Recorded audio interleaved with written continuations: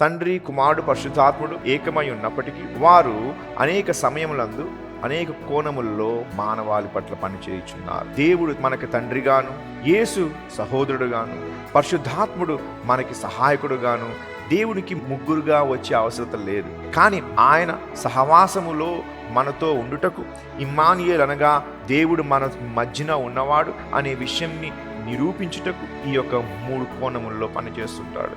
ఈ యొక్క అధ్యాయంలో ఆత్మీయ ఆశీర్వాదములు అనే ఈ యొక్క ఆశీర్వాదములు 8 రకములైన ఆశీర్వాదాలు మనం కనుగొంటాం. 8 రకములైన ఆశీర్వాదములు క్రీస్తు యేసు ద్వారే మనకు అనుగ్రహించబడుతుంది.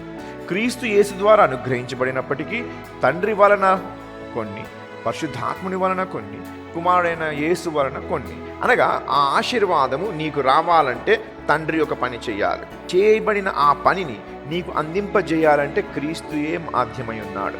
అదే విధముగా కొన్ని ఆశీర్వాదములు పరిశుద్ధాత్ముడు చేయవలసిన పనులు ఉన్నాయి.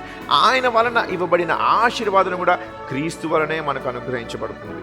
అలాగే క్రీస్తు వలనే అనుగ్రహించబడుచున్న ఈ ఆశీర్వాదములు కొన్ని క్రీస్తు యేసే చేయవలసి ఉన్నాయి, అనగా ఆయన కార్యమై ఉన్నది. అనగా దేవుడు మానవాళికి ఆశీర్వాదములు ఇచ్చుటకు ఆయన ప్రతి కోణములో మన నిమిత్తమై పని చేయుచున్నాడు.